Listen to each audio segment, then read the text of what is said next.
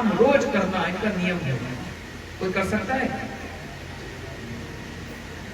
और 22.5 घंटा भजन करते हैं, नाम जप करते हैं, दंडवत करते हैं। सिर्फ 1.5 घंटा खाना और सोना, बस। हमारा उल्टा होता है, सिर्फ 1.5 घंटा नाम करते हैं, 16 माला हो गई, हरे कृष्णा कृष्ण कृष्ण हरे हरे, और हरे राम राम राम। ले माला तू भी आराम कर। 1.5 घंटा नाम करते हैं और 22.5 घंटा काम काज करते हैं, मौज मस्ती करते हैं। लेकिन संतों की बात, श्री रघुनाथ दास गोस्वामी जी 22.5 घंटा भजन करें, माला पर भगवान का नाम करें और 3000 बार प्रणाम करें। देखो आप में भी यदि कोई कर सकता है, जो मेरे को देख रहे हैं, सुन रहे हैं, आप हम लोग भी ऐसा कर सकते हैं। 3000 तो नहीं, 3, 4, 5 तो कर सकते हैं, जितना शरीर का समर्थ है। महाप्रभु के परिकरों का नाम लेकर, श्री रूप गोस्वामी जी की जय, प्रणाम करो ना। विशेष करके जो युवा पीढ़ी है, आप लोग तो कर सकते हो। श्री रघुनाथ दास गोस्वामी की जय, प्रणाम करो। श्री सनातन गोस्वामी जी की जय, एक और प्रणाम किया। श्री जीव गोस्वामी जी की जय। एक एक भक्त जिनका स्मरण है, उनका नाम ले लेकर उनके स्मरण से प्रणाम करो। देखो भक्ति कितनी ऊंची पहुंच जाती है। समय बर्बाद करने के लिए नहीं है। गेलो जे दिवस ना आसीबे यार, एवे कृष्ण की उपाय। आज का जो दिन चला गया, अब ये दोबारा आने वाला नहीं है। और बहुत से दिन आएंगे, लेकिन ये वाला दिन दोबारा नहीं आएगा। आज क्या तारीख है? 30 तारीख। और कितनी 30 तारीख आएंगी, लेकिन ये 30 मार्च अब दोबारा आने वाली नहीं। अब ये जो समय निकल गया, ये निकल गया बस। देखो एक एक भक्त का नाम लेकर, नंद बाबा की जय, यशोदा मैया की जय, श्रीदाम भैया की जय, सुबल की जय, मधुमंगल की जय, स्तोत्र कृष्ण की जय, उज्ज्वल की जय। ये नाम ले लेकर ललिता सखी की जय, विशाखा सखी की जय, चंपकलता, सुचित्रा, रंग देवी, सुदेवी, ये सब नाम ले लेकर प्रणाम किया जाएगा। और फिर बाद में हाथ ऊपर करके, अब लगे ना और प्रणाम नहीं हो सकता, तो हाथ ऊपर करके बोलो श्री राधा रानी की जय। एक लंबा प्रणाम किया, वहीं सो गए। वही राधा रानी की जय करके सो गए थे। बोलते 15-20 प्रणाम कर दिए, राधा जी का नाम लेकर बस नींद आ गई। इस प्रकार से 3000 प्रणाम करते और 1.5 घंटा बस खाना और सोना। और खाने में क्या क्या खाते थे? एक डोना मट्ठा, बस एक डोना, छोटा सा जो डोना होता है ना, उसमें मट्ठा लिया और पी लिया, बस एक बार में हो गया था। इतने ही दिन में बस एक बार। सोचो, लेकिन एक बार पेट में दर्द हो गया, वैद्य जी को बुलाया गया। वैद्य जी ने नब्ज देखी, बोलते बाबा ने तो बड़ा गरिष्ठ भोजन, कोई खीर खाई लगती है, और ये तो अपने जीवन में कभी कुछ और खाई ना, बस एक डोना मट्ठा पिए बस। तो खीर कहां से खा ली? तब बाद में इनके जो बड़े सनातन गोस्वामी जी ने विचार कर दिया और देख लिया, समझ लिया, यहाँ नहीं, भगवान के उस धाम गोलोक वृंदावन में श्री कृष्ण ने जिस खीर को ग्रहण किया, वही राधा जी के द्वारा खीर खाई हुई इनको प्रदत्त हुई। इन्होंने उस खीर को खाया और पेट में अजीर्ण हो गया। खाया उधर और पेट में दर्द यहाँ हो गया। इसलिए भक्तों को पहचानना बड़ा कठिन काम है। अरे भगवान को पहचानना तो आसान, लेकिन भक्तों को पहचानना तो बड़ा कठिन काम है। वृंदावन कौन कौन गए बताओ तो? जो लोग नहीं गए ना, एक यहाँ से बस लेके जाना, हम दर्शन कराने ले जाएंगे। ये बस लेकर आ जाए। वृंदावन तो सब गए, लेकिन वृंदावन में सेवा कुछ किस किसने देखा ये बताओ? हाँ, ये तो एक दो ही हाथ उड़े बस। सेवा कुंज में कोई नहीं गया है। छोटा छोटे कुंज है वहां पर। रोज संध्या के समय में राधा कृष्ण वहां पर आकर रास करते हैं। और संध्या जैसे सूर्यास्त होता है, कोई अंदर रहता नहीं, सब बाहर आ जाते हैं। पशु पक्षी अंदर भी सब बाहर आ जाते हैं, कोई आज तक अंदर रहा नहीं। जिसने अंदर रहने का प्रयास किया सब पागल हो जाते हैं या फिर अंधे हो जाते हैं। जो अधिकारी नहीं है वो वहां जाकर ऐसे देखेगा तो वो पागल हो जाएगा। ये प्रसिद्धि है श्री वृंदावन धाम में श्री सेवक कुंज। एक बार की बात, हमारे गुरुजी जमुना जी के किनारे आश्रम में बैठे हुए थे। सुबह सुबह ब्रह्म मुहूर्त में गुरुजी नाम जप कर रहे थे और सेवक कुंज के पुजारी दौड़े दौड़े से आ गए थे और गुरुजी का नाम लेकर कहने लगे, ये नारायण महाराज यही रहते हैं? तो सेवक ने बोला, हाँ यही रहते हैं, मेरे को उनसे मिलवा दो। बोलते अब ये सुबह सुबह वो नाम जप का समय है, आप बाद में आना। बोलते नहीं, बड़ी जरूरी बात है, कुछ देना है उनको। बोलते हमको दे दो, हम दे देंगे ना, अपने हाथ से दूंगा। तो सेवक गुरु जी के पास ले आया। तो उन्होंने गुरु जी का दर्शन किया, क्या दिव्य दर्शन, और गुरु जी को प्रणाम किया और कहने लगे, आप ही नारायण महाराज हो? तो गुरु जी ने बोला, हाँ मैं ही हूँ। बोलते आप धन्य धन्य हो, हमको नहीं पता था ब्रज में इतने बड़े संत हमारे निकट है और हमको पता ही नहीं। बोलते बात क्या है? तो पुजारी जी ने कहा, रात को राधा रानी मेरे स्वप्न में आई और स्वप्न में आकर कहने लगी, मेरे सबसे प्रिय जो भक्त हैं इस समय वृंदावन, उनका नाम नारायण महाराज है, उनको मेरा प्रसाद जाकर दे आओ। स्वप्न में आकर राधा जी ने ये सब आदेश दिया। बोलते मैं इतना बेचैन हो गया, तुरंत मंदिर खोला तो देखा वहां पर जो प्रसाद है वो लेकर दौड़ा दौड़ा आपके पास आया। ये राधा जी का प्रसाद आपको अर्पण है। गुरु जी की आंखों से तो प्रेम के आंसू निकलने लगे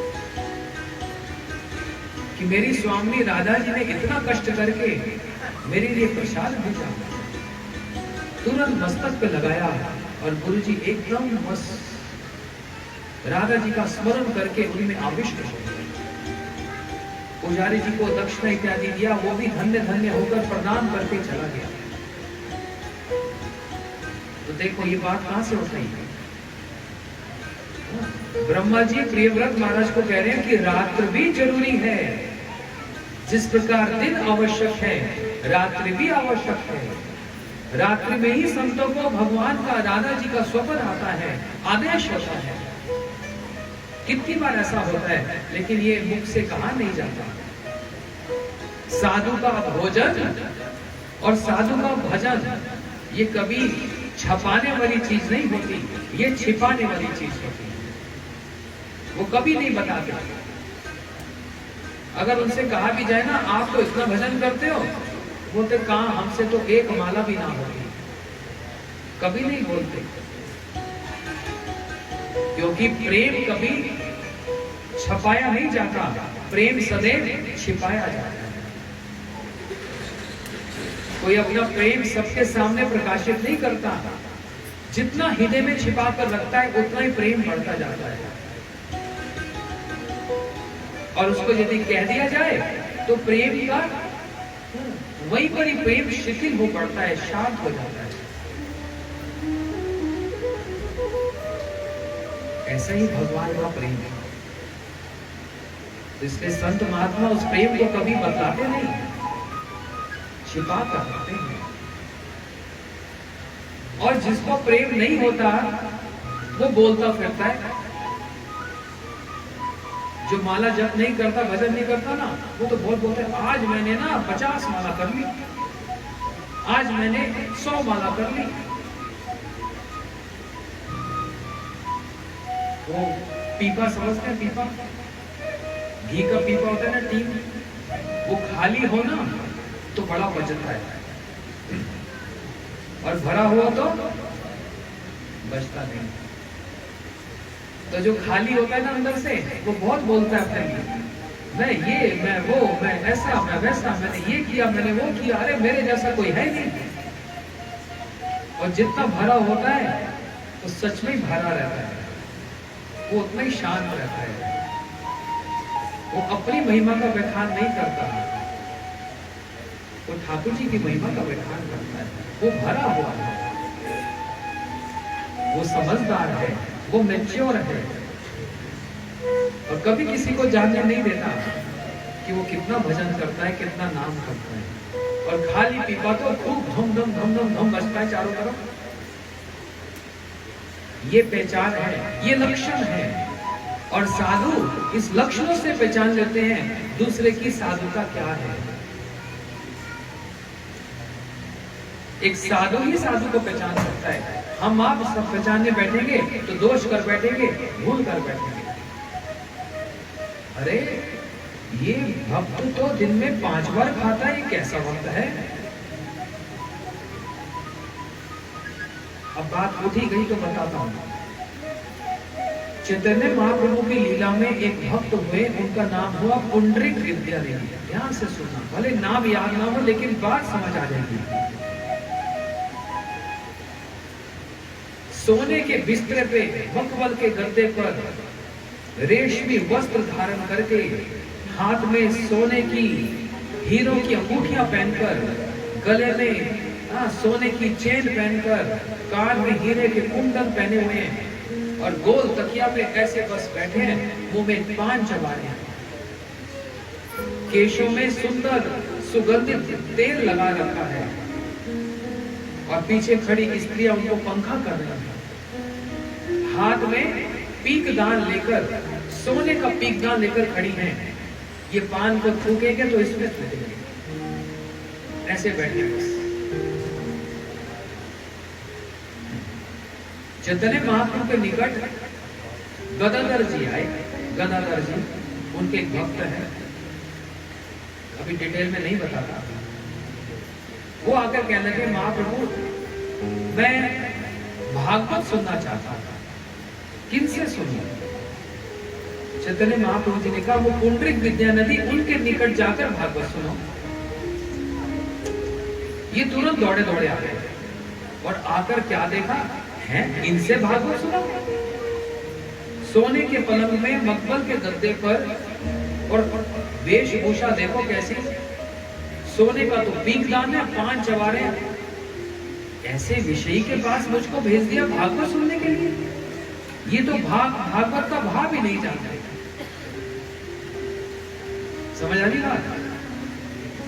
तो वापस लौट कर आए, कहने लगे किसके पास भेज दिया, ये भागवत क्या सुनाएंगे, विषयों में पड़े हुए हैं, ऐशो आराम में पड़े हुए हैं। महाप्रभु जी हंसे, अच्छा तुम गए थे? बोलते गए थे। देख कर आए? बोलते देखा। बोलते देखा ही है, अभी दर्शन नहीं किया। देखना अलग वस्तु है, दर्शन अलग वस्तु है। रावण ने राम जी को देखा था, दर्शन नहीं किया था।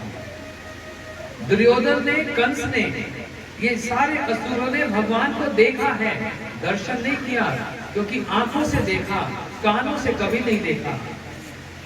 और भगवान का दर्शन आंखों से नहीं होता, भगवान का दर्शन कानों से होता है। जब तक कानों से भगवान की कथा नहीं सुनोगे, कभी भगवान का दर्शन नहीं होगा, भूल कर बैठोगे। अरे रावण ने भी राम जी को देखा था, देखकर राम को भगवान माना। कंस ने, दुर्योधन ने भगवान को देखा, भगवान माना, सिर्फ देखा। लेकिन जिसने कान से भगवान की कथा को सुना, वास्तव में उन्होंने ही दर्शन पाया। तो महाप्रभु जी ने कहा अच्छा देख आए, अभी दर्शन नहीं हुआ, अच्छा अभी मैं दर्शन करवाता हूँ। अपने साथ एक और भक्त को भेज दिया मुकुंद नाम के, जाओ मुकुंद इनके साथ जाओ। अब ये दोबारा जब आए तो कह लगी तो वैसे के वैसे ही बैठे हैं, क्या दर्शन करना है इनका। तो मुकुंद जी ने जो साथ में खड़े थे भागवत जी का एक श्लोक पढ़ दिया जिसमें भगवान के रूप का वर्णन हुआ कि वरहा पीड़म नटवर वप्यो कर्म्यो कर्णिकारम विविध गिरवासम कनक कपीशम वैजंतीश्चमानम रंधया वेणुधर सुधया पूर्ण गो गोविंदे वृंदारंगम सपदरमनम प्राविशद गीत कीर्तकी। भागवत जी का एक श्लोक पढ़ा जिसमें भगवान के रूप का वर्णन आया। आहा कितना सुंदर रूप है, जैसे आकाश में वर्षा वाले जो मेघ होते हैं काले, ऐसे भगवान का वर्ण है, रंग है। जैसे उन मेघों में बिजली चमकती है ऐसे उन्होंने पीताम्बर धारण कर रखा है और गले में वैजंती माला, भगवान की सबसे सुंदर माला, उस माला का नाम ही है वैजंती माला। उस माला की विशेषता ये होती है कि वो घुटनों तक लंबी होती है और उसमें 5 अलग अलग रंग के पुष्प से उस माला को गुथा जाता है। 5 अलग अलग पुष्प से माला को गुथा जाता है, उस माला को कहा जाता है वैजंती माला। तो भगवान उस माला को सब समय अपने कंठ में धारण करेंगे। भैया ये 5 अलग अलग पुष्पों का मतलब क्या होते? वृंदावन में 5 अलग अलग प्रकार के भक्त हैं। कोई तो ऐसे जो शांत भाव में रहते हैं, कोई ऐसे जो भगवान के दास हैं, कोई ऐसे जो भगवान के सखा हैं, कोई ऐसे जो भगवान के माता पिता हैं और कोई ऐसे जो भगवान की गोपियां हैं। ये 5 अलग अलग प्रकार के भक्त, यही भगवान अपने कंठ में उनको धारण करते हैं। वैजंतीश्चमाना रंधया वेणुधर सुधया, अपनी वेणु वादन करते हैं और उसमें बड़ा सुंदर राग आलाप करते हैं।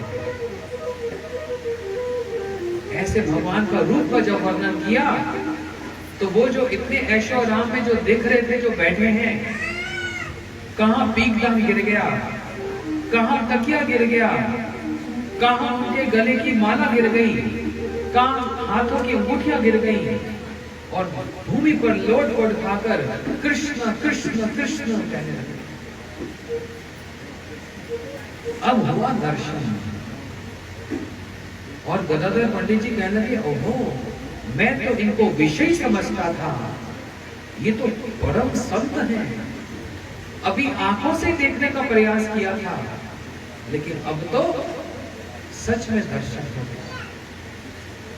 भागवत जी का एक श्लोक सुनने पर इनकी ये दशा हो गई, आहा ये कितने ऊंचे संत हैं। और तब उन्होंने उनसे फिर दीक्षा ग्रहण की। इसलिए भक्तों को पहचानना आसान नहीं है। भक्तों को समझने के लिए देवता भी, उनकी भी मति भ्रमित हो जाती है।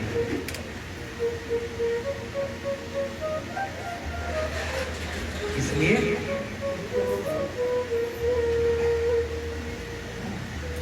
साधु का भजन और भोजन ये बड़ा ही गोपन होता है, सबके सामने प्रकाशित नहीं करते। इसलिए ब्रह्मा जी ने प्रियव्रत महाराज से कहा, प्रियव्रत ये रात भी बड़ी जरूरी है। इसलिए प्रियव्रत महाराज ने रथ चला तो दिया और उनके रथ से पृथ्वी के 7 भाग हो गए। कितने भाग हो गए? ये 7 द्वीप बन गए और 7 समुद्र बन गए। एक दही का, एक दूध का, एक मधु का, एक ईख का, गन्ने के रस का, एक मदिरा का, और फिर ये जो खारा पानी, ऐसे 7 समुद्र बन गए। ये 7 समुद्र दिखते हैं आज तक?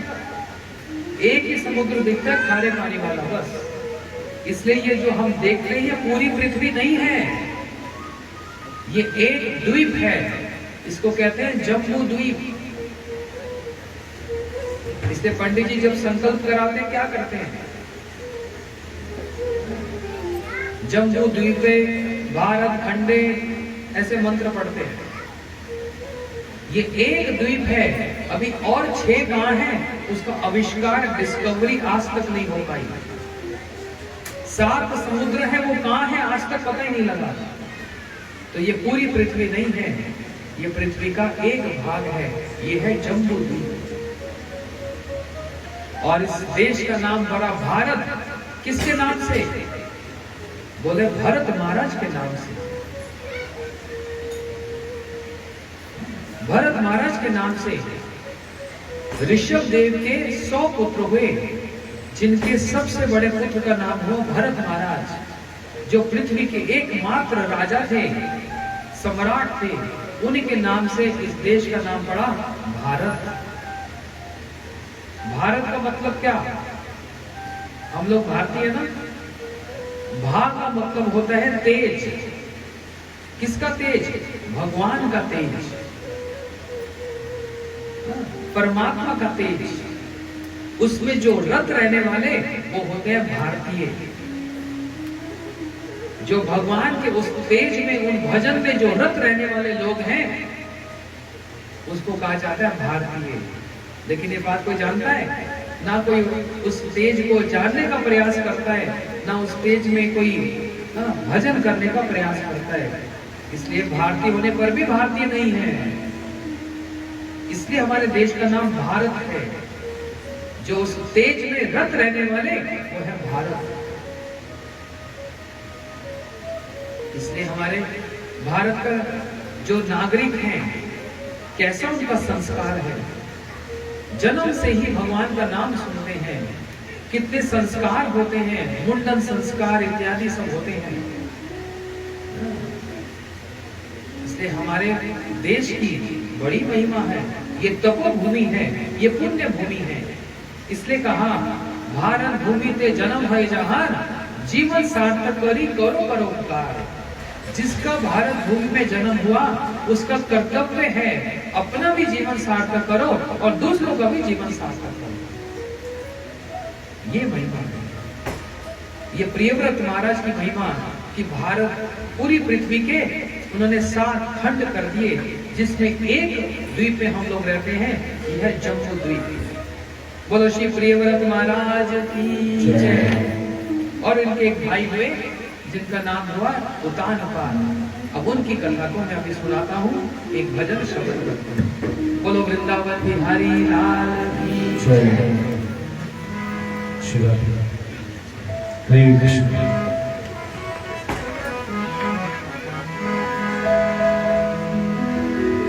हरे कृष्ण।